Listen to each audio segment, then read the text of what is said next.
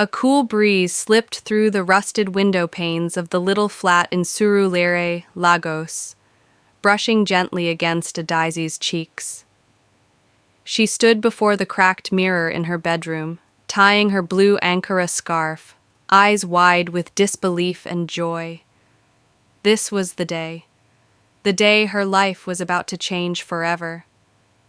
University of Seoul, she whispered to herself, reading the embossed golden letters on the acceptance letter one more time.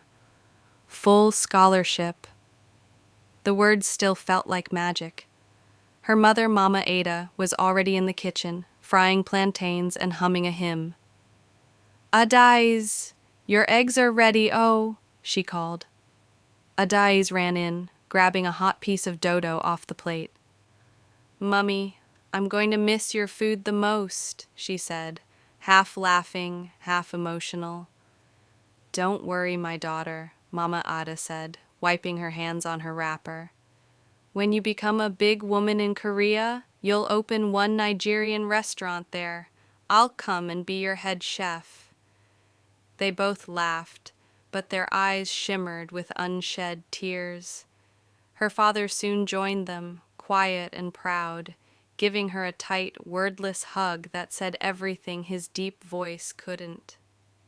Later that day, they squeezed into their old Toyota Camry and drove to Murtala Muhammad International Airport. As the car bumped over potholes, Adesi stared out the window, watching the familiar street vendors, the Danfo buses, the noise and the chaos of Lagos that had raised her. She felt a mix of gratitude and anticipation. At the airport, she hugged her parents tightly. Call us when you land, her father said gruffly. Her mother simply placed her hands on Adaizi's head and prayed with a trembling voice. God go before you, Ada. You will not lack, you will not fall. You will shine, just like your name. As the plane soared into the sky, Adaizi leaned back in her seat, heart pounding. She was really doing this. Flying to South Korea, to Seoul, a city she had only seen in K-dramas and YouTube vlogs, with its tall glass buildings, K-pop stars, tech, and neon lights. After a long flight filled with nervous excitement, she finally arrived at Incheon International Airport. Everything was clean, fast, and efficient, so different from home. The signs blinked in Korean and English. She saw her name on a placard held by a cheerful university assistant named Ji-hoon.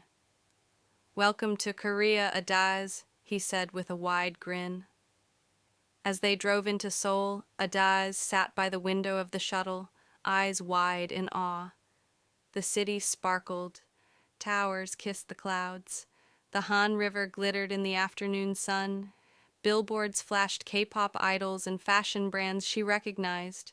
People moved quickly, stylish and confident. Wow, she breathed. So this is Seoul. She could feel her heart swelling. This was more than just a scholarship. It was her new beginning. A girl from Surulere, now a student in one of Asia's most advanced cities. She smiled to herself. I'm going to make them proud. And with that, her soul story began. A day of beginning a school come. Morning she is going to university entrance with cherry blossoms blooming and the African girl walking through in awe. Adaz is the modern hall of the university studying and discuss some about the stories. There is a time that was a multicultural festival. She is wearing a handbook during the cultural exchange festival at the university, sharing also of African friendly. Then, one afternoon, go with a friends for visiting a quiet temple in Seoul, reflecting on her journey. Everywhere she is spending a time to taking a selfie with friends.